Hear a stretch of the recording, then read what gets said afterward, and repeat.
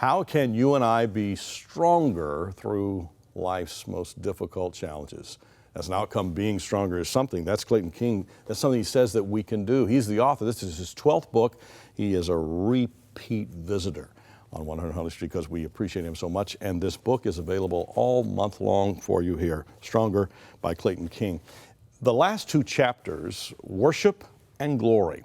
Out of the hardest times imaginable in your life, one of the conclusions, one of the consequences is the worship and glory of God. Yeah.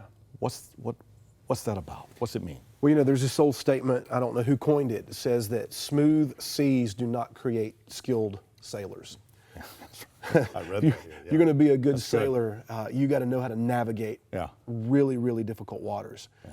And so in navigating my own difficult process of losing 9 family members in 12 years, of losing my mom and dad 18 months apart, preaching my father's funeral on Father's Day, I learned to navigate life's most difficult moments, but I learned to do it through worship.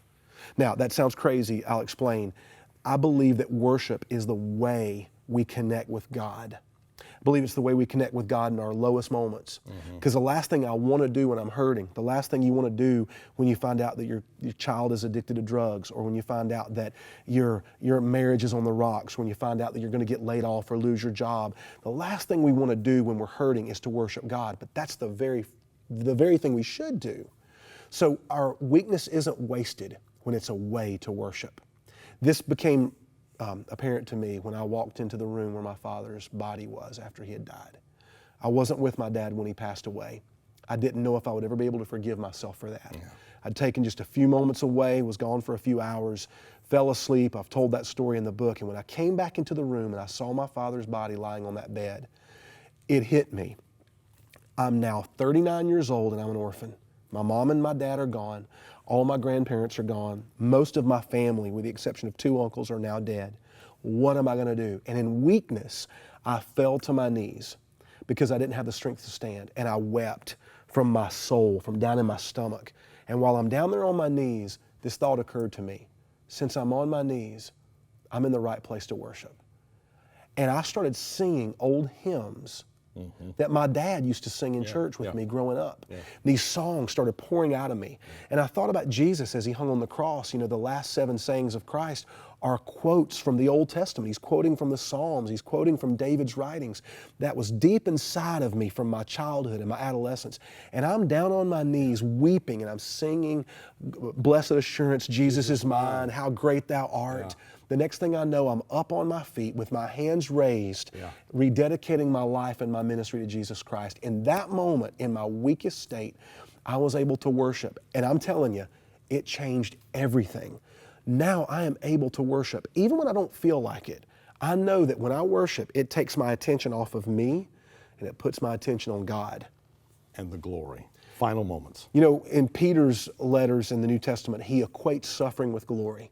And he always says that the greater the suffering, the greater the glory. And intuitively, we know that. Those are the kind of movies that we're drawn to, whether it's a movie like Gladiator or a movie like Braveheart or the Star Wars trilogy or the Lord of the Rings. When a character in a story suffers greatly, we pull for them. We want them to have victory in the end. And when they achieve that goal, we cheer and we shout and we celebrate. That's what happens in the life of a believer when we go through difficult circumstances that break us down, but we're able to lift up Jesus. His glory shines on us. I saw this the night before my father died. He gathered all of our family that was left into one room. Many of them were believers and some of them were not Christians.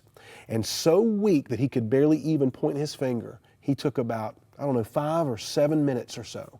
And he shared the gospel with everybody in that room. And he begged the people that did not know Jesus to repent of their sins and trust Christ.